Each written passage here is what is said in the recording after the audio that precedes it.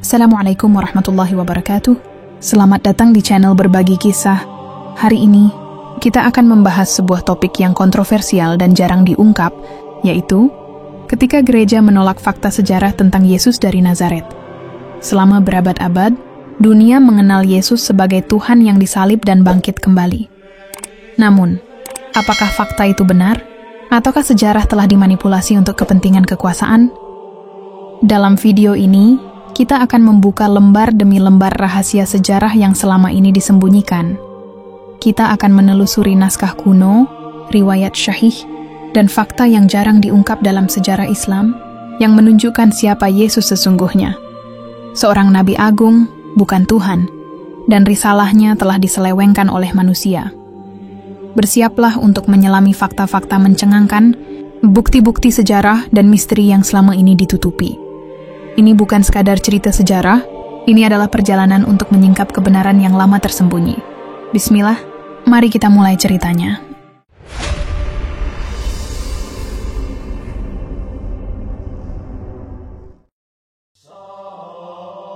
Ada kisah yang berusaha dilupakan oleh waktu. Sebuah catatan tua yang dihapus, disunting, lalu disembunyikan di balik dinding gereja. Kisah tentang seorang lelaki dari Nazaret yang ajarannya mengguncang dunia, tetapi kemudian diubah demi kepentingan kekuasaan. Dialah Isa bin Maryam, yang dalam catatan barat disebut Yesus dari Nazaret. Seorang nabi yang diutus oleh Allah kepada Bani Israel, dengan risalah yang menyeru kepada tauhid, kepada penyembahan hanya kepada Tuhan yang Esa. Namun, kebenaran tentang dirinya menjadi medan pertempuran antara wahyu dan dogma, antara ketulusan risalah dan kepentingan manusia. Di masa awal kehidupannya, tanah Palestina berada di bawah kekuasaan Romawi. Masyarakat hidup di bawah tekanan politik dan spiritual yang menyesakkan. Dalam kondisi seperti itulah, lahir seorang nabi dari rahim Maryam yang suci, yang menolak kekuasaan agama yang korup dan menyeru kepada satu Tuhan yang benar. Dalam Al-Quran surat Maryam ayat 30-36, Isa berkata, "Sesungguhnya aku ini hamba Allah, Dia memberiku kitab dan menjadikanku seorang nabi, dan Allah adalah Tuhanku dan Tuhanmu, maka sembahlah Dia. Inilah jalan yang lurus." Kalimat itu seharusnya menjadi pesan keabadian yang sederhana. Tapi dalam perjalanan sejarah, kalimat itu berubah menjadi sumber konflik terbesar dalam teologi manusia. Isa datang membawa risalah tauhid, namun pihak-pihak tertentu melihat ajarannya sebagai ancaman terhadap struktur kekuasaan agama Yahudi dan dominasi politik Romawi. Gereja mula-mula, yang seharusnya melestarikan pesan asli itu, justru menjadi saksi awal perubahan besar yang menghapus identitas kenabian Isa dan menggantinya dengan konsep ketuhanan yang tidak pernah diajarkan oleh sang nabi sendiri. 3 abad kemudian, pada tahun 325 Masehi, diadakan pertemuan besar di kota Nisea, yang kelak dikenal dengan sebutan Konsili Nisea. Disinilah arah sejarah diubah oleh tangan manusia. Kaisar Konstantinus, penguasa Romawi yang baru berpindah ke agama Kristen demi alasan politik, memerlukan doktrin tunggal yang bisa menyatukan kerajaannya yang luas. Ratusan pemuka gereja dikumpulkan. Mereka tidak bermusyawarah untuk mencari wahyu, tetapi untuk menentukan siapa sebenarnya Yesus. Apakah Dia manusia pilihan Tuhan atau Tuhan itu sendiri? Pertentangan itu tajam. Sebagian kelompok yang mengikuti Arius menegaskan bahwa Yesus hanyalah hamba Allah dan utusannya, sebagaimana Musa dan para nabi sebelumnya. Arius berkata tegas, ada masa di mana Yesus tidak ada, maka Dia bukan Tuhan. Namun pandangan itu dianggap berbahaya. Gereja yang dekat dengan kekuasaan memilih untuk menetapkan ajaran baru yang lebih sesuai dengan kepentingan politik Romawi. Dari sinilah dogma Trinitas disahkan. Sejak saat itu, doktrin ketuhanan Yesus bukan lagi ajaran spiritual, tapi keputusan politik yang wajib diimani oleh seluruh pengikut gereja. Injil-injil yang dianggap tidak sejalan dengan keputusan itu dihapus dari kanon resmi. Injil Barnabas, Injil Ibrani, Injil Thomas, dan banyak naskah lain dilarang beredar. Semua catatan yang menggambarkan Yesus sebagai manusia dan nabi dibakar atau disembunyikan. Tapi sejarah tidak pernah bisa benar-benar dihapus. Beberapa naskah tetap bertahan dalam bayang-bayang. Dalam catatan-catatan kuno seperti gulungan Qumran dan tulisan-tulisan apokrif, muncul gambaran lain tentang sosok Isa bin Maryam yang sangat berbeda dari ajaran gereja. Yana bukan Tuhan, bukan bagian dari Trinitas, melainkan seorang nabi yang membawa risalah tauhid, persis sebagaimana dijelaskan dalam Al-Quran surat Ali Imran, ayat 52-55. Tatkala Isa merasakan keingkaran dari mereka, Ia berkata, "Siapakah yang akan menjadi penolongku menegakkan agama Allah?" Para Hawariyin menjawab, "Kami penolong-penolong agama Allah." Ayat itu menunjukkan bahwa Isa memiliki sahabat yang setia, kaum Hawariyin, yang meneruskan dakwahnya kepada Bani Israel. Tapi dalam sejarah Barat, nama mereka perlahan hilang dan digantikan oleh satu sosok yang tidak pernah bertemu langsung dengan Yesus. Paulus. Dialah arsitek ajaran Kristen modern. Sebelum dikenal sebagai rasul, Paulus adalah pemburu pengikut Isa. Ia menentang mereka, hingga kemudian mengaku melihat penglihatan di jalan menuju Damaskus dan mengklaim menerima wahyu langsung dari Yesus. Dari sinilah ajaran berubah total. Paulus menghapus hukum Taurat, mengganti syariat dengan konsep iman yang menyelamatkan, dan memperkenalkan ide penebusan dosa melalui kematian Yesus di salib. Padahal dalam Al-Quran surat An-Nisa ayat 157-158, Allah menegaskan, "Dan karena ucapan mereka, sesungguhnya kami telah membunuh Al-Masih, Isa putra Maryam Rasul Allah. Padahal mereka tidak membunuhnya dan tidak pula menyalibnya, tetapi yang diserupakan bagi mereka." Inilah titik paling tajam antara kebenaran wahyu dan narasi gereja. Islam menegaskan bahwa Isa tidak mati di salib, melainkan diangkat oleh Allah. Gereja menolak itu, menjadikan salib simbol keselamatan. Selama berabad-abad, Vatikan menjadi penjaga utama naskah dan dogma. Ribuan manuskrip dari Timur Tengah disimpan di ruang arsip yang tertutup rapat. Banyak peneliti yang mencoba mengaksesnya, tapi selalu ditolak dengan alasan melindungi kesucian iman. Namun beberapa bocoran berhasil keluar. Dalam teks-teks awal yang belum disunting, Yesus disebut sebagai hamba Allah atau nabi utusan. Tidak ada satu kalimat pun dalam kitab yang diakui resmi yang secara langsung menyatakan bahwa Yesus berkata, "Aku adalah Tuhan." Yang ada hanyalah tafsir para murid setelahnya, tafsir yang kemudian dikembangkan oleh gereja untuk mempertahankan otoritas spiritual dan politiknya. Para teolog modern seperti Barth, D. Ehrman, dan James D. Tabor, keduanya profesor studi Perjanjian Baru, mengakui bahwa doktrin ketuhanan Yesus tidak dikenal di masa awal gereja. Ia baru muncul secara bertahap, mengikuti pengaruh Roma terhadap ajaran Kristen. Islam datang berabad-abad kemudian, membawa Al-Quran yang mengembalikan kisah Isa kepada bentuk aslinya. Isa bukan Tuhan, bukan anak Tuhan, tetapi nabi pilihan yang lahir secara mukjizat dan diutus hanya kepada Bani Israel.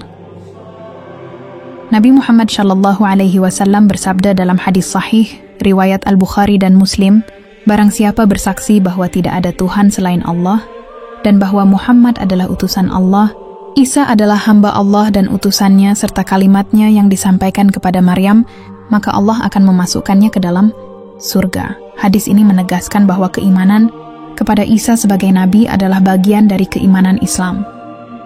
Keyakinan yang menuhankan beliau adalah penyimpangan dari tauhid, penemuan, naskah laut mati dan manuskrip. Nag Hammadi memperkuat fakta bahwa ajaran asli Yesus dekat dengan nilai-nilai Islam. Menolak penyembahan berhala, menyeru kepada satu Tuhan, dan menegakkan amal serta ketaatan. Bahkan dalam Injil Yohanes 17 ayat 3, tertulis jelas, "Inilah hidup yang kekal itu, yaitu bahwa mereka mengenal Engkau, satu-satunya Allah yang benar, dan mengenal Yesus Kristus yang Engkau utus." Kalimat ini, jika dibaca apa adanya, menegaskan bahwa Yesus bukan Allah melainkan utusannya. Tapi ayat seperti ini jarang diangkat oleh gereja modern, karena bertentangan dengan Trinitas yang sudah dilembagakan hampir 2000 tahun. Banyak teolog Katolik dan Protestan sadar akan perbedaan besar ini, tapi setiap kali fakta itu muncul, gereja menolaknya dengan alasan iman, tidak ditentukan oleh sejarah. Pertanyaannya, bagaimana mungkin iman sejati berdiri di atas sejarah yang diselewengkan? Bagaimana mungkin ajaran seorang nabi yang menyeru kepada satu Tuhan justru berubah menjadi ajaran yang menuhankan nabi itu sendiri? Sejarah mencatat, siapapun yang berani mengungkap penyimpangan ini akan dibungkam. Mereka disebut bidah, dikucilkan, bahkan dibakar hidup-hidup. Di abad pertengahan, pemikir seperti Michael Servetus menolak doktrin Trinitas dan kembali pada konsep ketauhidan. Dalam bukunya De Trinitatis Erroribus, ia menulis, "Yesus tidak pernah mengajarkan Trinitas, itu ciptaan manusia." Gereja menjawab dengan api. Servetus dibakar hidup-hidup di Jenewa tahun 1553. Sejarah ini menjadi bukti nyata bagaimana gereja menolak fakta sejarah tentang Yesus dari Nazaret, bahkan dengan darah.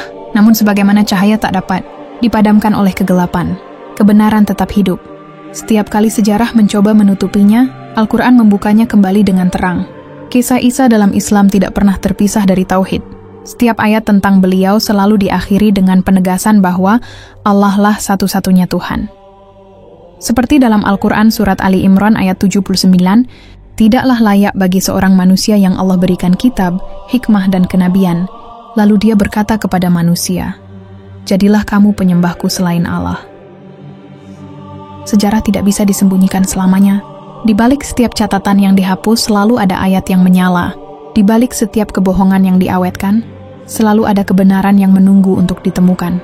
Gereja boleh menolak fakta, tapi waktu dan wahyu tidak pernah berbohong. Ini baru permulaan dari kisah panjang tentang bagaimana kekuasaan menutupi kebenaran Isa bin Maryam, dan bagaimana Islam menjaga cahaya itu tetap hidup sampai hari ini. Namun ketika dunia berpindah dari masa kegelapan ke zaman modern, bayang-bayang masa lalu itu tidak pernah benar-benar hilang. Di bawah tanah kota Roma, tersimpan sebuah kompleks arsip yang disebut sebagai Secret Vatican Archives, atau arsip rahasia Vatikan. Ruang ini bukan sekadar perpustakaan, melainkan labirin sejarah yang membentang sejauh lebih dari 80 km rak naskah. Disinilah tersimpan catatan-catatan paling sensitif dalam sejarah gereja, termasuk naskah-naskah kuno dari Timur Tengah yang memuat catatan awal tentang Yesus dari Nazaret. Namun hingga kini, hanya segelintir orang yang diizinkan melihatnya. Arsip itu bukan rahasia dalam arti tersembunyi dari eksistensinya, tetapi rahasia dalam arti isi yang tidak boleh diketahui publik. Banyak peneliti yang mengajukan izin untuk meneliti naskah tentang periode awal kekristenan, tetapi sebagian besar permintaan itu ditolak. Vatikan selalu memberikan alasan yang sama, bahwa dokumen-dokumen tersebut bersifat terlalu sakral untuk ditafsirkan ulang. Sebuah alasan yang bagi para sejarawan terdengar seperti tembok yang menutup jalannya. Sejarah, dalam laporan beberapa peneliti independen, ditemukan bahwa ada surat-surat dari abad pertama hingga ketiga yang mengisyaratkan keberadaan ajaran Yesus dalam bentuk yang sangat berbeda dari doktrin gereja modern. Beberapa surat itu diduga berisi kesaksian para pengikut Isa yang tetap memegang ajaran tauhid, yang menolak penuhanan terhadap sang nabi. Catatan-catatan itu berasal dari daerah Syam, Mesir, dan Yerusalem, tempat dakwah Isa berlangsung.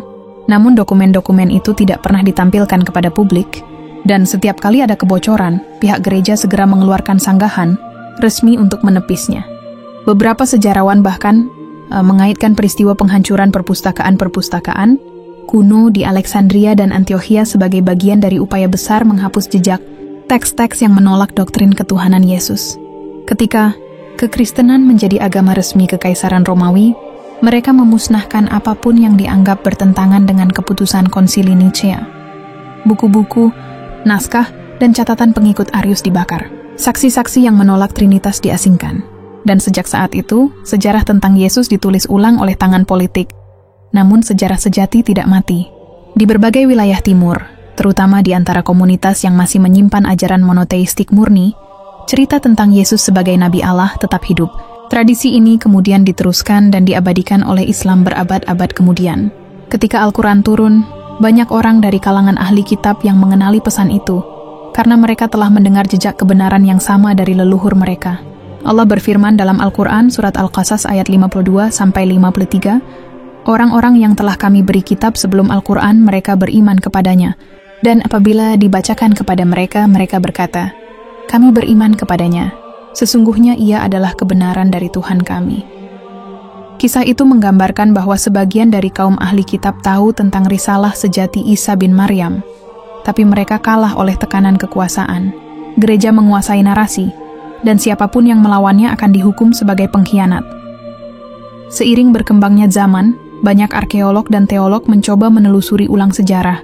Mereka menemukan bahwa banyak dokumen yang dahulu dianggap palsu ternyata memiliki nilai historis tinggi. Salah satunya adalah naskah yang dikenal sebagai Gospel of Barnabas, atau Injil Barnabas, yang secara tegas menyebut bahwa Yesus tidak disalib dan menubuatkan kedatangan Nabi terakhir bernama Ahmad. Meskipun Vatikan menolak mengakui keaslian naskah itu, sejumlah pakar bahasa dan sejarawan timur menemukan kesesuaian gaya dan konteksnya dengan tradisi Semitik abad pertama. Lebih jauh lagi, penemuan gulungan Laut Mati pada tahun 1947 di Qumran membuka pintu bagi penelitian baru. Gulungan-gulungan itu memuat teks Ibrani kuno yang menunjukkan bahwa masyarakat Yahudi pada masa itu menunggu seorang nabi akhir zaman, bukan Tuhan baru. Mereka menyebutnya guru kebenaran, seorang manusia pilihan yang membawa hukum Allah. Jika disandingkan dengan Al-Quran, gambaran itu sangat sejalan dengan sosok Isa bin Maryam dan risalah para nabi yang datang setelahnya. Namun setiap kali fakta-fakta seperti ini muncul pula usaha untuk mengaburkannya. Media, lembaga teologi, bahkan sebagian pemerintah barat berusaha mengalihkan fokus penelitian. Mereka menganggap isu semacam ini sebagai ancaman bagi stabilitas spiritual dunia Kristen. Gereja selalu menegaskan bahwa iman lebih tinggi dari sejarah. Tapi bagi para peneliti yang jujur, iman sejati justru lahir dari kejujuran terhadap sejarah. Ada momen yang jarang diketahui publik. Pada tahun 2012, di Turki ditemukan sebuah manuskrip kuno bertuliskan huruf Aram, bahasa yang digunakan oleh Yesus. Dalam naskah itu tertulis kisah Isa yang menyeru manusia agar tidak menyembah dirinya, melainkan menyembah Tuhan yang mengutusnya. Pemerintah Turki mengamankan naskah itu karena dianggap sangat berharga. Setelah berita itu tersebar, Vatikan mengajukan permintaan resmi untuk melihat naskah tersebut. Namun permintaan itu ditolak. Mengapa sebuah lembaga yang mengklaim diri sebagai pewaris ajaran Yesus justru tampak gelisah terhadap teks kuno yang menguatkan kenabian beliau? Pertanyaan itu tetap menggantung. Kebenaran itu seperti matahari yang ditutupi awan. Awan bisa menutupi sinarnya untuk sementara waktu, tapi tidak bisa memadamkannya. Demikian pula sejarah Yesus dari Nazaret yang sejati tak akan selamanya dikubur oleh waktu.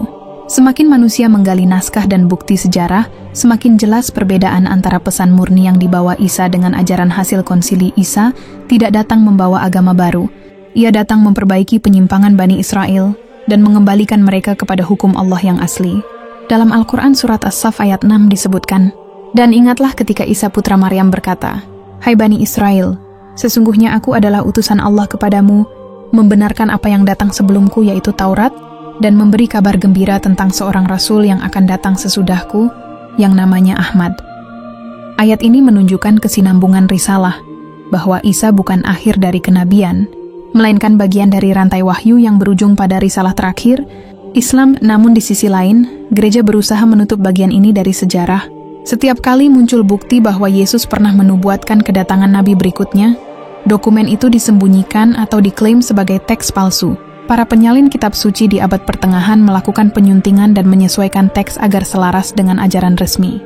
Itulah sebabnya mengapa di dalam berbagai versi Alkitab modern, terdapat banyak perbedaan redaksi dan penghapusan kalimat yang mengandung nubuat. Para orientalis yang jujur pun akhirnya mengakui bahwa Al-Quran adalah satu-satunya sumber yang mempertahankan kisah Isa tanpa intervensi politik. Ia tidak menambah, tidak mengurangi, hanya mengembalikan kepada posisi aslinya, Nabi dan hamba Allah. Dan disitulah letak kebenarannya. Sejarah manusia boleh bergeser, tapi wahyu tidak pernah berubah. Jika kita menelusuri catatan-catatan kuno, kita akan menemukan pola yang sama. Setiap nabi besar yang diutus Allah selalu berhadapan dengan dua hal, kekuasaan dan kebohongan. Musa berhadapan dengan Fir'aun, Ibrahim dengan Namrud, dan Isa berhadapan dengan kekuasaan agama yang telah menyimpang. Ketika Isa mengajarkan kebenaran, mereka yang takut kehilangan kendali atas manusia berusaha menghapusnya, tapi Allah menjaga kisah itu melalui wahyu terakhir. Hingga hari ini, Vatikan masih menyimpan jutaan dokumen yang belum pernah dibuka untuk umum. Tidak ada yang tahu berapa banyak di antaranya yang berisi catatan tentang Yesus yang asli, atau mungkin tulisan pengikut-pengikut awalnya yang tetap memegang tauhid. Gereja bisa menolak fakta, tapi sejarah yang disembunyikan akan terus berbicara. Semakin mereka menutupinya, semakin banyak peneliti yang mencari. Semakin mereka menyangkal, semakin kuat bukti bahwa ada sesuatu yang sedang mereka sembunyikan. Kisah Isa bin Maryam bukan hanya bagian dari sejarah agama, tapi cermin besar bagi manusia tentang bagaimana kebenaran bisa diubah oleh tangan kekuasaan.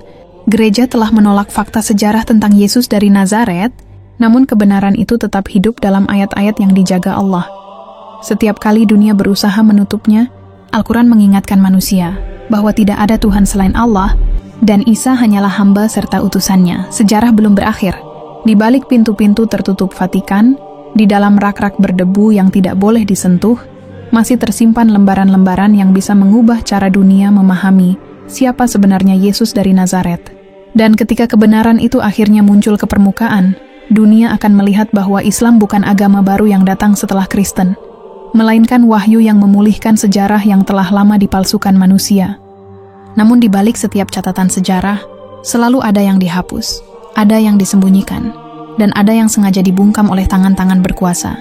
Ketika kita menelusuri lebih dalam tentang siapa sebenarnya Yesus dari Nazaret, atau dalam bahasa Al-Quran disebut Isa bin Maryam, maka kita menemukan sesuatu yang jauh berbeda dari apa yang selama ini diajarkan oleh gereja. Kisah ini bukan sekadar perbedaan tafsir teologis. Ini adalah pertarungan panjang antara wahyu dan manipulasi sejarah, antara kebenaran yang diturunkan oleh Allah dan rekayasa yang diciptakan oleh manusia. Pada abad-abad pertama setelah diangkatnya Isa ke langit, para pengikut sejati beliau masih menyimpan ajaran yang murni, ajaran tauhid. Mereka menyembah Allah yang Esa, bukan Yesus sebagai Tuhan. Mereka mengenal Isa sebagai Rasul, bukan sebagai anak Tuhan. Tapi sejak awal, sejarah mencatat munculnya tokoh bernama Paulus, seorang yang mengaku mendapat wahyu setelah sebelumnya memusuhi para murid Isa. Dari sinilah arah sejarah berubah. Paulus membawa ajaran baru yang sangat berbeda dari para murid sejati. Ia mulai memperkenalkan konsep penebusan dosa, ketuhanan Yesus, dan kemudian Trinitas. Gereja pada akhirnya mengadopsi ajaran Paulus, bukan ajaran murid asli seperti Petrus atau Yakobus. Al-Quran kemudian datang berabad-abad setelah itu, bukan sebagai buku baru yang bersaing dengan Injil, tapi sebagai koreksi terhadap penyimpangan yang sudah terjadi. Allah berfirman dalam Al-Quran surat An-Nisa ayat 171, "Wahai ahli kitab, janganlah kamu melampaui batas dalam agamamu, dan janganlah kamu mengatakan terhadap Allah kecuali yang benar. Sesungguhnya Al-Masih, Isa putra Maryam itu adalah utusan Allah dan kalimatnya yang disampaikan kepada Maryam, serta roh darinya. Maka berimanlah kepada Allah dan Rasul-Rasulnya. Dan janganlah kamu mengatakan, Tuhan itu tiga. Berhentilah dari ucapan itu, lebih baik bagimu. Sesungguhnya Allah Tuhan yang Maha Esa, Maha Suci Dia dari mempunyai anak." Ayat ini adalah seruan langsung kepada gereja dan penganut Kristen yang telah mengubah wajah asli ajaran Isa. Ia bukan sekadar teguran, tapi peringatan bahwa apa yang disembunyikan oleh dewan-dewan gereja sebenarnya sudah diketahui oleh Tuhan sendiri. Namun bagaimana mungkin gereja bisa sampai pada titik di mana mereka menolak fakta sejarah yang begitu jelas? Jawabannya terletak pada politik, kekuasaan, dan doktrin yang dikonstruksi oleh tangan manusia. Pada tahun 325 Masehi, Kaisar Konstantinus memimpin Konsili Nisea. Di sanalah untuk pertama kalinya konsep Trinitas disahkan sebagai doktrin resmi, sementara ajaran Tauhid dianggap sesat dan dihancurkan. Para pengikut Isa yang menolak konsep ketuhanan Yesus diburu, disiksa, dan kitab-kitab mereka dibakar. Sejarah mencatat bagaimana Injil-Injil non-kanonik, seperti Injil Barnabas, Injil Yakobus, dan Injil Ibrani, dihilangkan dari daftar resmi. Sementara itu, Al-Quran kembali menyingkap fakta yang telah lama ditutupi. Dalam Al-Quran surat Al-Ma'idah ayat 116-117, Allah menggambarkan percakapan antara Isa dan Allah pada hari kiamat. Dan ingatlah, ketika Allah berfirman, "Wahai Isa putra Maryam, adakah kamu mengatakan kepada manusia, jadikanlah aku dan ibuku sebagai dua Tuhan selain Allah?" Isa menjawab, "Maha suci engkau, tidaklah patut bagiku mengatakan apa yang bukan hakku. Jika aku pernah mengatakannya, maka engkau mengetahuinya. Engkau mengetahui apa yang ada pada diriku, dan aku tidak mengetahui apa yang ada pada dirimu.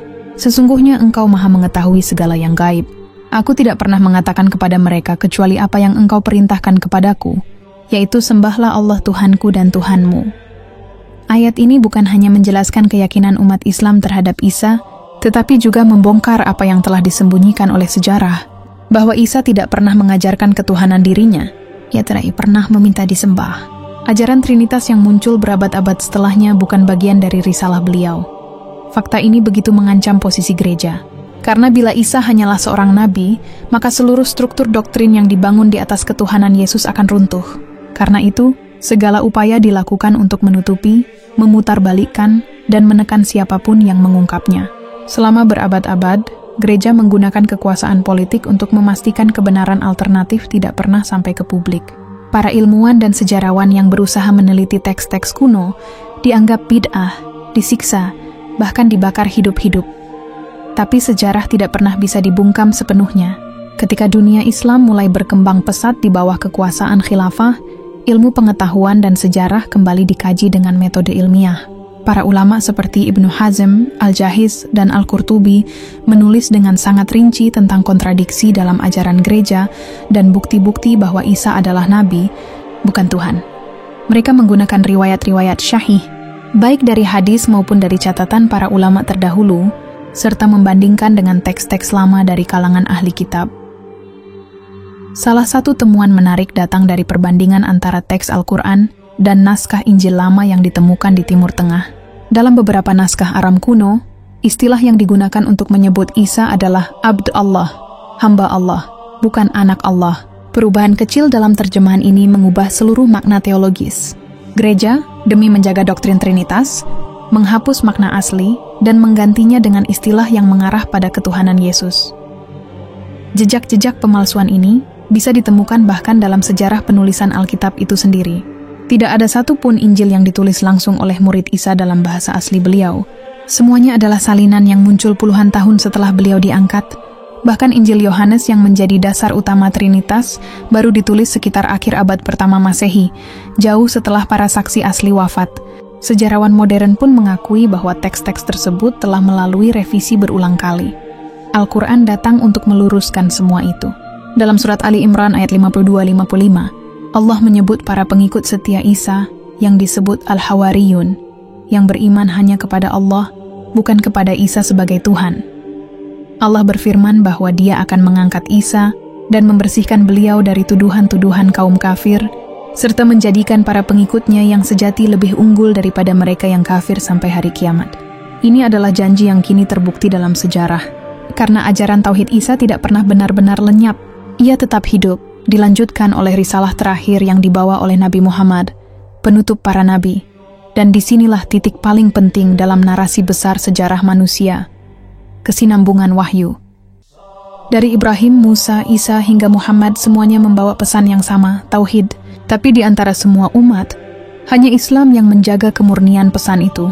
Itulah sebabnya gereja tidak hanya menolak Al-Quran, tetapi juga berusaha menutupi kesamaan antara ajaran Isa dan Islam.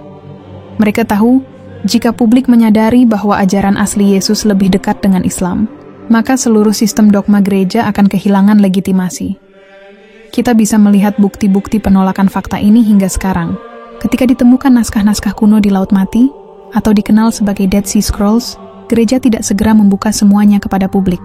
Banyak teks yang isinya dianggap mengganggu doktrin resmi disembunyikan di arsip Vatikan. Padahal sebagian besar naskah itu berbicara tentang nabi-nabi Bani Israel yang menekankan tauhid, bukan trinitas. Bahkan beberapa menyebut akan datangnya seorang nabi terakhir dari tanah Arab.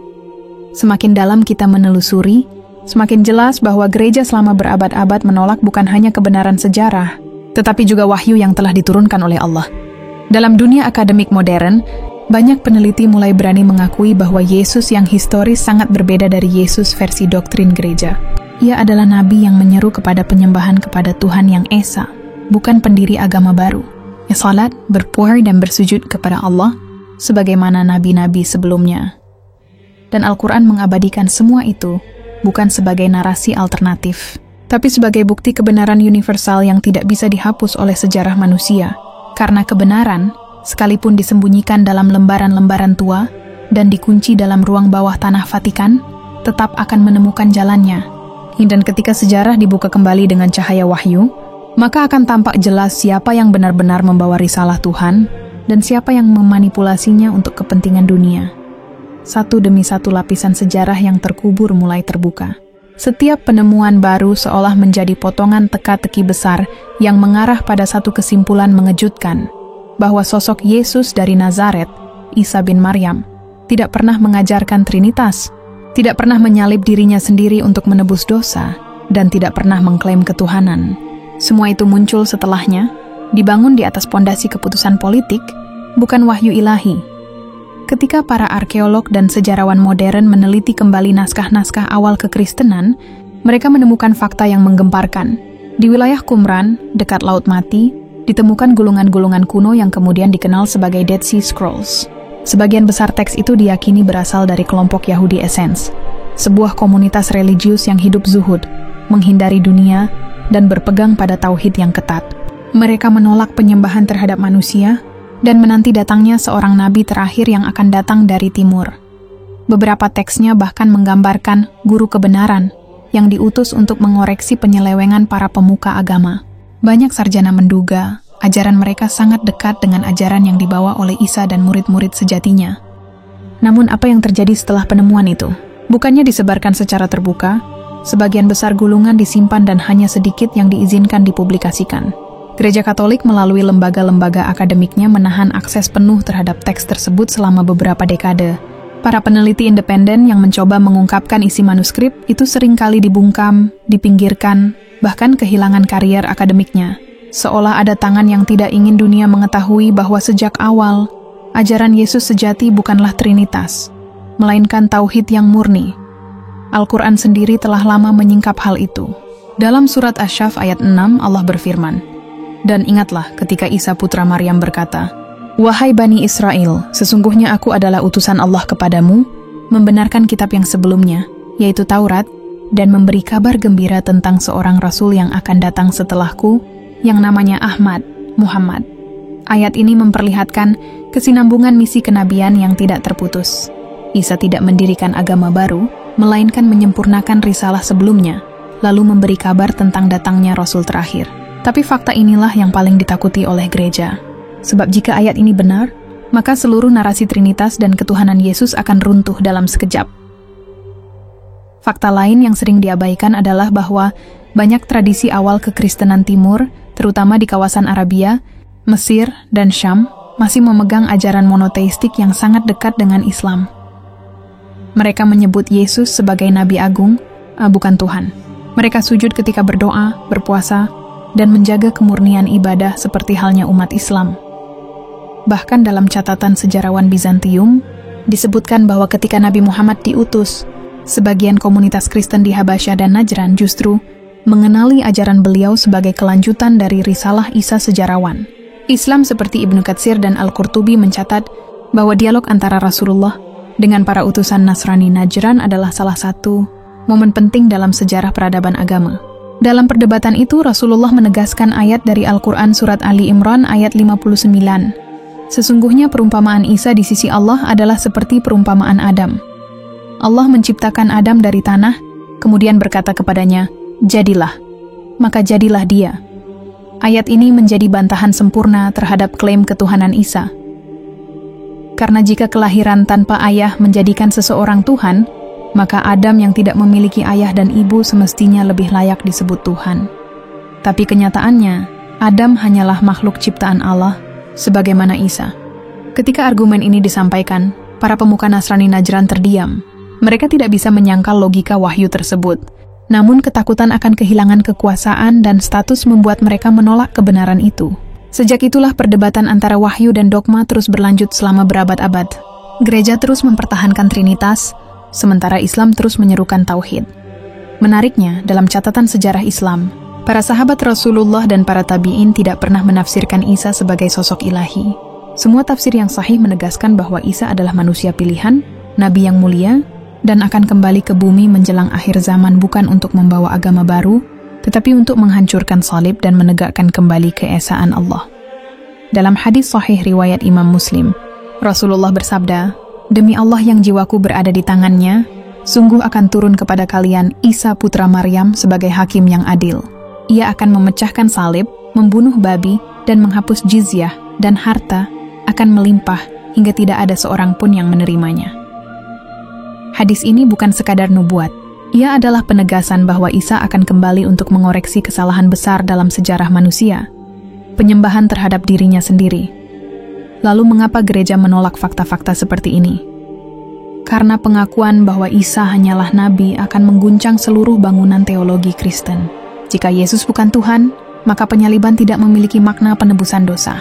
Jika tidak ada penebusan dosa, maka seluruh konsep keselamatan yang diajarkan gereja selama 2000 tahun akan kehilangan dasar. Itulah sebabnya mereka lebih memilih mempertahankan tradisi, sekalipun bertentangan dengan fakta sejarah dan logika wahyu. Bahkan dalam catatan para teolog Katolik sendiri, banyak yang mengakui bahwa konsep Trinitas tidak pernah diajarkan oleh Yesus secara eksplisit. Istilah Trinitas baru muncul secara resmi dalam dokumen gereja setelah Konsili Nicea. Sebelumnya, para pengikut Yesus yang murni tidak mengenal konsep itu. Tapi keputusan politik Kaisar Konstantinus menjadikannya doktrin wajib. Dan sejak saat itu, siapapun yang menolak Trinitas dianggap kafir, bahkan dibunuh. Sementara itu, Al-Quran menegaskan kebenaran yang tidak berubah sepanjang zaman. Dalam surat Al-Ikhlas ayat 1 ayat keempat, katakanlah, Dialah Allah yang Maha Esa, Allah tempat bergantung segala sesuatu. Dia tidak beranak dan tidak pula diperanakan. Dan tidak ada sesuatu pun yang setara dengannya. Ayat ini menjadi pondasi teologis yang menghancurkan seluruh bentuk penyimpangan terhadap tauhid, termasuk Trinitas. Tidak ada kompromi dalam keesaan Allah. Tidak ada anak. Tidak ada persekutuan. Seiring waktu, semakin banyak bukti sejarah yang mendukung kebenaran wahyu ini. Penemuan arkeologis di Timur Tengah, penelitian teks kuno, dan studi filologis terhadap naskah-naskah Injil menunjukkan betapa banyak perubahan yang telah terjadi. Dalam beberapa manuskrip tertua misalnya, kalimat anak Allah tidak muncul atau diterjemahkan berbeda menjadi hamba Allah. Dalam naskah Injil Lukas kuno, ada bagian yang bahkan menghilang dalam versi modern. Semua ini menunjukkan bahwa ajaran asli telah dimanipulasi. Dan yang paling mencengangkan, beberapa sarjana Kristen sendiri mulai mengakui hal itu. Bart D. Ehrman, seorang pakar teks Perjanjian Baru dari Universitas North Carolina, menulis dalam bukunya Misquoting Jesus, bahwa Alkitab yang kita kenal sekarang telah mengalami ribuan perubahan sepanjang sejarah penyalinannya. Ia menyatakan, kita tidak lagi memiliki teks asli. Yang kita miliki hanyalah salinan dari salinan yang telah diubah oleh para penyalin.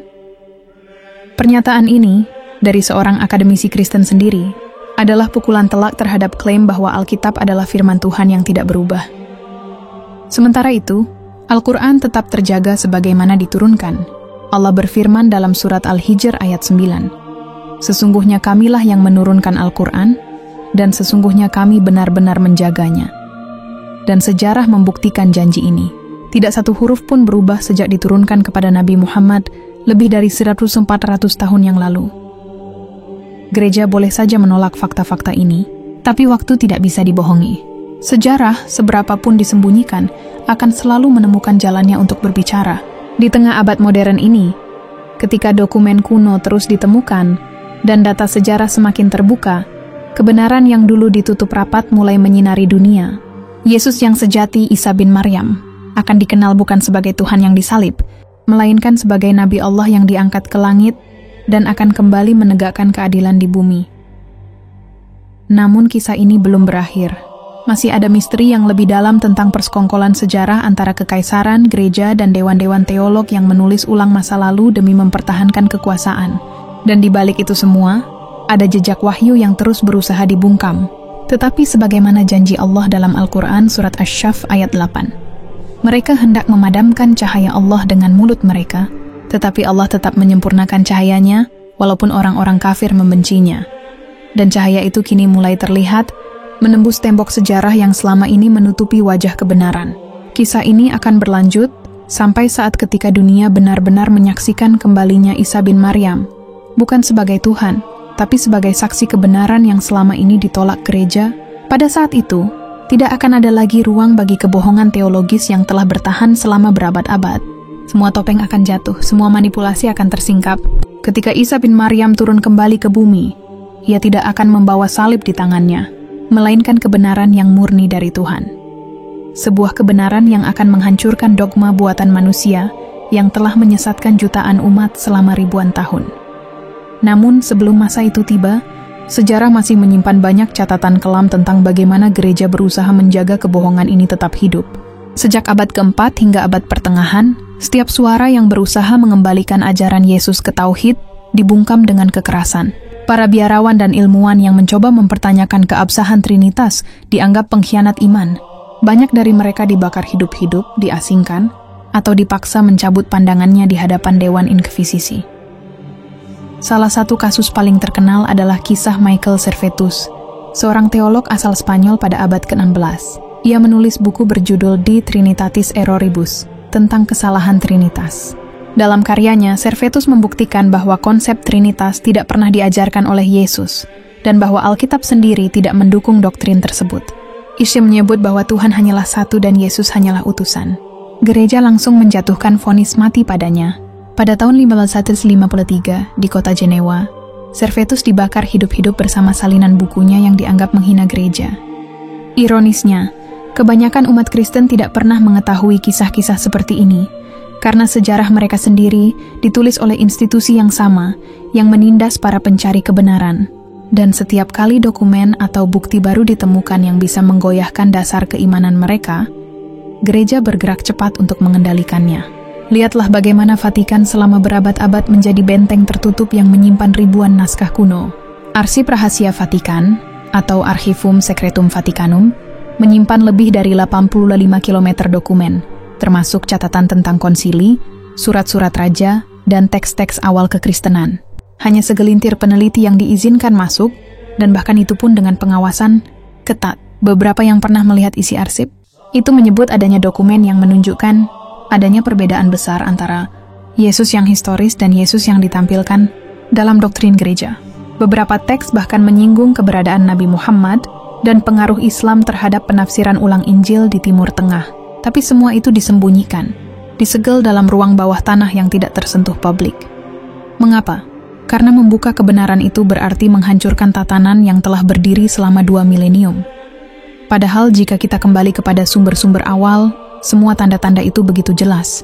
Dalam Al-Quran surat Maryam ayat 30-36, Isa sendiri digambarkan berkata, "Sesungguhnya aku ini hamba Allah. Dia memberiku kitab dan menjadikanku seorang nabi, dan dia menjadikanku diberkahi di mana saja aku berada, dan dia memerintahkanku untuk mendirikan salat dan menunaikan zakat selama aku hidup. Dan dia menjadikanku berbakti kepada ibuku, dan dia tidak menjadikanku orang yang sombong lagi celaka. Dan kesejahteraan semoga dilimpahkan kepadaku pada hari aku dilahirkan, pada hari aku meninggal, dan pada hari aku dibangkitkan hidup kembali." Dalam ayat ini, tidak ada satupun kalimat yang mengandung unsur ketuhanan Isa. Ia memperkenalkan dirinya sebagai hamba Allah dan Nabi, tidak lebih tidak kurang. Tapi ajaran yang semurni ini kemudian dibungkus ulang dengan simbol-simbol Romawi, diterjemahkan ke dalam konteks kekaisaran, dan akhirnya disulap menjadi doktrin yang menguntungkan penguasa. Kita perlu mengingat bahwa kekristenan tidak menyebar karena kekuatan wahyu, melainkan karena keputusan politik. Ketika Kaisar Konstantinus memeluk Kristen, ia tidak melakukannya karena keyakinan spiritual yang dalam, tapi demi menyatukan kekaisaran yang terpecah. Dan untuk itu, ia membutuhkan simbol yang bisa diterima semua pihak, salib. Simbol penderitaan yang diubah menjadi simbol kemenangan. Namun sejak saat itu pula, ajaran Tauhid Yesus terkubur di bawah simbol politik dan ritual Romawi. Gereja Roma kemudian menjadi pusat kekuasaan spiritual dan politik yang luar biasa. Mereka memegang kendali penuh atas tafsir kitab, pengangkatan raja, bahkan keputusan perang. Tak ada yang boleh menentang dogma mereka. Dan dalam setiap upacara, nama Yesus disebut bukan lagi sebagai nabi, tapi sebagai Tuhan. Padahal dalam bahasa Aram, bahasa asli Yesus, kata Eli dan Allah yang sering diucapkannya bermakna sama dengan Allah dalam bahasa Arab. Tetapi, makna ini sengaja dihapus dari banyak terjemahan modern. Bahkan dalam catatan Injil sendiri, ketika Yesus disalib menurut versi mereka, ia berseru, "Eli, Eli, lama sabachthani," yang berarti, "Ya Allahku, ya Allahku, mengapa engkau meninggalkan aku?" Seruan itu seharusnya cukup untuk menunjukkan bahwa ia bukan Tuhan, karena ia memanggil Tuhan lain. Namun gereja memilih untuk menafsirkannya secara alegoris, bukan historis. Islam tidak menolak Yesus, justru Islam mengembalikan Yesus pada posisi mulianya yang sejati. Isa bin Maryam adalah salah satu nabi ulul azmi, manusia pilihan yang diutus untuk mengajak kaumnya kembali kepada tauhid. Dan yang lebih menakjubkan, Al-Quran tidak hanya membela kehormatan Isa, tetapi juga ibunya, Maryam, dari tuduhan keji yang dilemparkan oleh sebagian kaum Yahudi. Dalam Al-Quran surat Al-Mu'minun ayat 50, "Dan kami jadikan putra Maryam beserta ibunya sebagai tanda kebesaran kami, dan kami lindungi mereka di tempat tinggi yang datar lagi tenang, yang di sana terdapat mata air." Ayat ini menegaskan bahwa Isa dan Maryam dijaga langsung oleh Allah. Mereka bukan tokoh mitos atau simbol spiritual belaka, tetapi manusia nyata yang dilindungi oleh Tuhan dari segala fitnah. Namun ketika gereja mengangkat Isa menjadi Tuhan, mereka juga mengangkat Maryam menjadi bunda Tuhan. Dari sinilah muncul praktik-praktik penyembahan kepada patung-patung Maryam dan para santo. Padahal dalam kitab Taurat dan ajaran nabi-nabi sebelumnya, penyembahan terhadap makhluk adalah syirik besar. Ketika Rasulullah Muhammad diutus, beliau membawa risalah terakhir yang menutup semua penyimpangan itu. Islam bukanlah agama baru, melainkan penyempurna ajaran para nabi sebelumnya. Dan dalam Islam, posisi Isa dikembalikan sebagaimana mestinya. Seorang rasul yang diangkat, bukan disalib, yang diutus, bukan disembah. Dalam sejarah Islam, banyak dialog antara ulama dan pemuka Kristen yang membongkar penolakan gereja terhadap kebenaran ini. Salah satunya tercatat dalam kitab Al-Jawab As-Sahah, Liman Baddala Dun Al-Masah karya Ibn Taimiyah. Dalam kitab itu, beliau membuktikan dengan dalil dari Al-Quran, Injil, dan logika bahwa Yesus tidak pernah mengaku Tuhan. Beliau menulis, tidak ada satupun dari para nabi yang menyeru manusia untuk menyembah dirinya sendiri, dan tidak ada satupun dari para rasul yang datang untuk menghapus tauhid, kata-kata. Itu menjadi pukulan bagi siapapun yang mengaku mengikuti Yesus, tetapi menolak ajarannya yang paling mendasar, penyembahan hanya kepada Allah. Namun hingga hari ini, gereja tetap berdiri dengan keyakinan yang sama, menolak setiap fakta yang bertentangan dengan dogma mereka. Mereka menyebut penemuan-penemuan arkeologis yang menguatkan ajaran tauhid sebagai kontroversial. Mereka menolak tafsir linguistik yang membuktikan bahwa anak Tuhan hanyalah gelar kehormatan, bukan status ketuhanan. Dan mereka menutup mata terhadap kesamaan luar biasa antara ajaran Yesus dan ajaran Islam. Tapi waktu terus berjalan, satu persatu tabir mulai terangkat. Kini dunia bukan lagi tempat di mana kebenaran bisa dikubur. Naskah-naskah kuno mulai dibuka, teknologi analisis teks mengungkap lapisan sejarah yang selama ini disembunyikan. Dan semakin dalam kita menelusuri, semakin jelas bahwa Al-Quran bukan sekadar kitab yang datang kemudian, tetapi kunci untuk memahami masa lalu yang telah direkayasa. Kisah ini belum mencapai puncaknya, karena sejarah Isa bukan hanya tentang masa lalu, tapi juga masa depan. Al-Quran dan hadis syahih menggambarkan bahwa Isa akan turun di akhir zaman, mematahkan salib, membunuh babi, dan menghapus pajak jizyah, karena seluruh umat akan tunduk pada satu agama, Islam.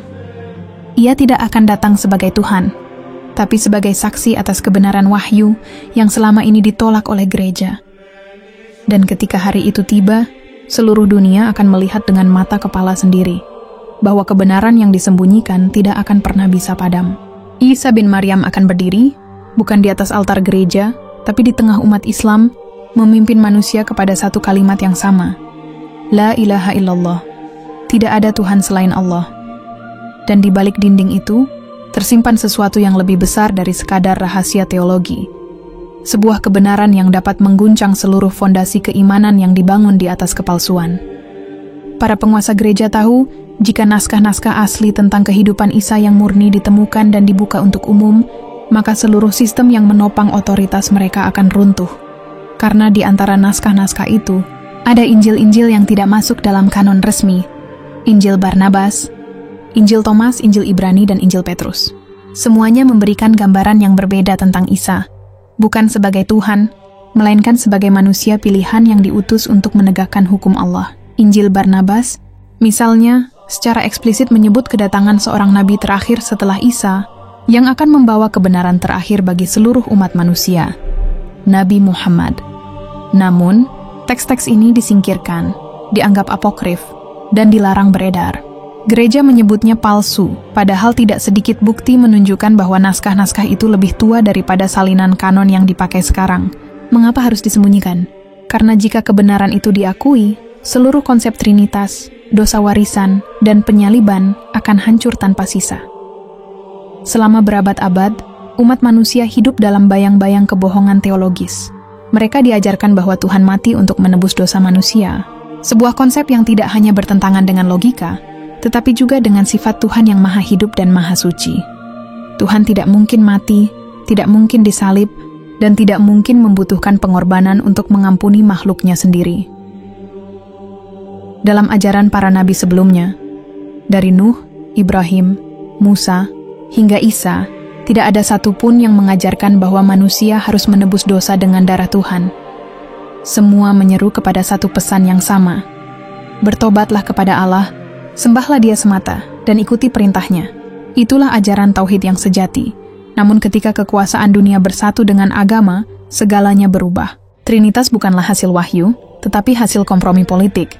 Doktrin itu lahir di tangan manusia, bukan di bawah bimbingan langit. Dan inilah yang kemudian menjadi fondasi Gereja Roma.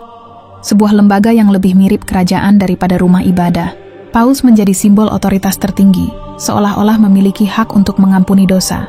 Padahal dalam Alkitab sendiri, tidak ada satupun nabi yang memiliki kuasa seperti itu. Sementara itu, Islam datang untuk menghancurkan seluruh kebohongan itu. Rasulullah membawa risalah terakhir, yang menyapu bersih kesesatan dari zaman sebelumnya. Al-Quran menegaskan dengan gamblang dalam surah Al-Ikhlas. Katakanlah, dialah Allah yang Maha Esa. Allah tempat bergantung segala sesuatu. Dia tidak beranak dan tidak diperanakkan, dan tidak ada sesuatu pun yang setara dengannya. 4 ayat yang begitu pendek, namun menghancurkan seluruh fondasi Trinitas yang dibangun selama berabad-abad.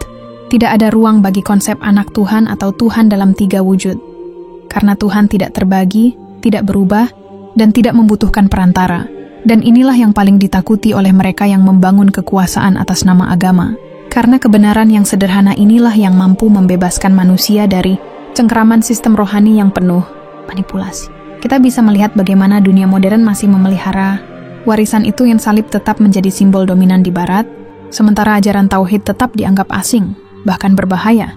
Media, institusi pendidikan, bahkan film-film besar, semuanya membentuk narasi yang menempatkan Islam sebagai agama baru yang muncul belakangan, padahal sebenarnya ia adalah kelanjutan dari risalah para nabi sebelumnya. Dan disinilah letak kebohongan terbesar dalam sejarah manusia, bahwa agama tauhid dianggap baru, sedangkan politeisme terselubung dalam bentuk Trinitas dianggap suci. Jika kita menelusuri sejarah dengan hati terbuka, kita akan menemukan pola yang sama. Setiap kali kebenaran mulai muncul, kekuasaan akan berusaha menutupinya. Mulai dari pembakaran perpustakaan Alexandria, penghapusan naskah-naskah Injil Timur, hingga manipulasi dalam konsili Nisea. Semua itu dilakukan demi menjaga narasi tunggal yang menguntungkan para penguasa rohani. Namun zaman telah berubah. Informasi kini mengalir bebas. Fakta-fakta yang dulu disembunyikan kini bisa diakses oleh siapa saja yang mau mencari. Semakin banyak cendekiawan barat yang mulai mempertanyakan keaslian doktrin Trinitas. Sebagian bahkan memeluk Islam setelah menemukan bahwa ajaran Yesus sejati tidak pernah keluar dari garis tauhid. Nama-nama seperti Gerald Dirks, mantan pendeta Harvard yang akhirnya menjadi Muslim, menjadi saksi nyata bahwa kebenaran selalu menemukan jalannya. Dalam kesaksiannya ia berkata, "Aku mencari Tuhan dalam Injil, tapi aku menemukannya dalam Al-Quran." Begitulah cara kebenaran bekerja. Ia tidak butuh kekuasaan, tidak butuh gereja, tidak butuh simbol. Ia hanya butuh hati yang tulus untuk mendengarkannya.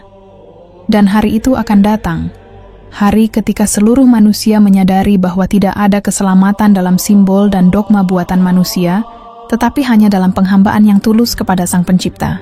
Ketika Isa turun kembali ke bumi, ia tidak akan datang untuk memuji salib, tetapi untuk menghancurkannya.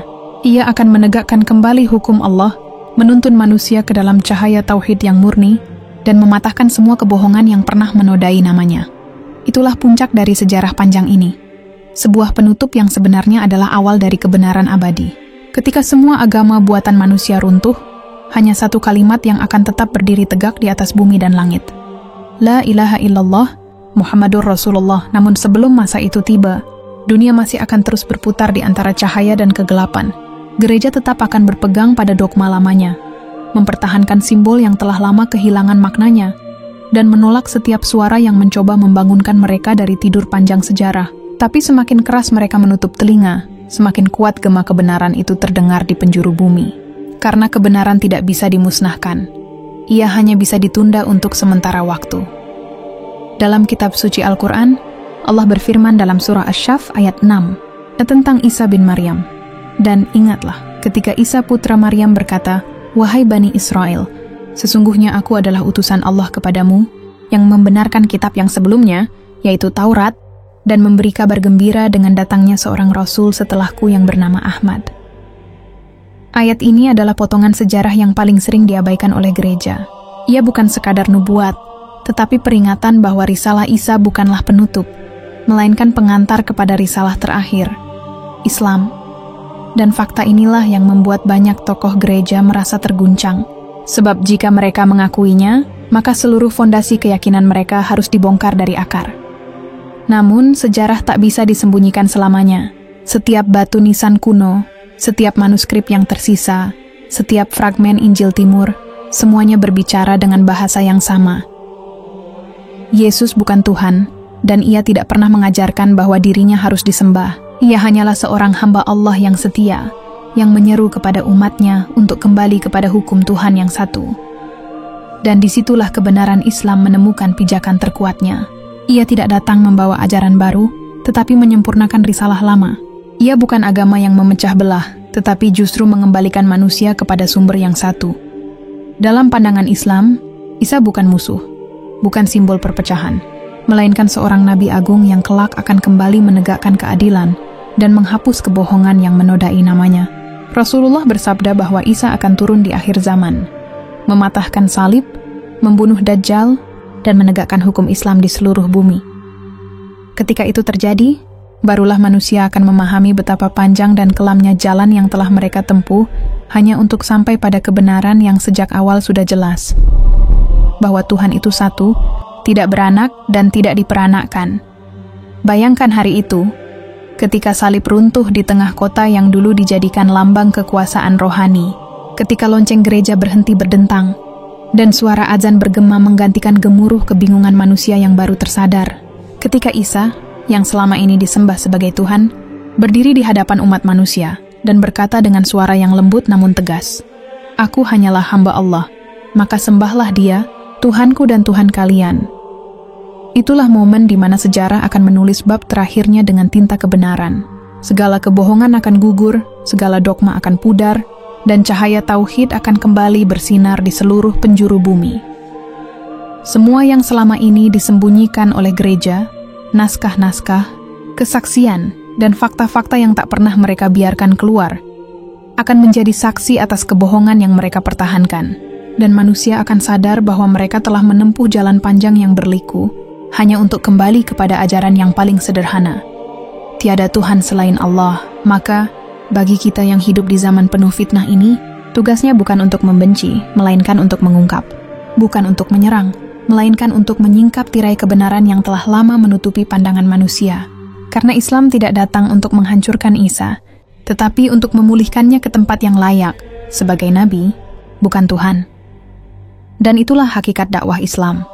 Mengembalikan makna yang hilang, meluruskan sejarah yang diselewengkan, serta mengajak manusia untuk kembali mengenal Tuhan, sebagaimana para nabi mengenalnya. Esa, abadi dan maha kuasa atas segala sesuatu. Maka, di akhir perjalanan panjang narasi ini, kita hanya bisa merenung. Berapa banyak kebenaran yang telah ditutup oleh tangan manusia, dan berapa banyak kebohongan yang masih bertahan karena ketakutan akan kehilangan kuasa. Namun satu hal pasti, waktu akan menghapus semua kepalsuan, dan hanya kebenaran yang akan tetap berdiri. Kebenaran itu telah dijanjikan oleh Allah dalam surah Al-Isra ayat 81. Katakanlah, telah datang kebenaran dan lenyaplah kebatilan. Sesungguhnya kebatilan itu pasti lenyap. Dan ketika ayat ini terwujud di hadapan mata kita, dunia akan kembali mengenal Isa bukan sebagai Tuhan, tetapi sebagai saksi kebenaran yang menuntun manusia kepada Allah. Demikianlah kisah ini, kisah yang bukan sekadar tentang sejarah, tetapi tentang perjalanan panjang kebenaran melawan kebohongan, tentang cahaya yang menembus kegelapan, dan tentang seorang nabi yang namanya telah disalahpahami selama berabad-abad. Akhirnya, kita menutup lembar sejarah ini bukan dengan kebencian, tetapi dengan doa, semoga Allah memberi hidayah kepada siapapun yang masih mencari kebenaran sejati, sebagaimana Ia telah memberi petunjuk kepada hati-hati yang tulus. Wassalamualaikum warahmatullahi wabarakatuh.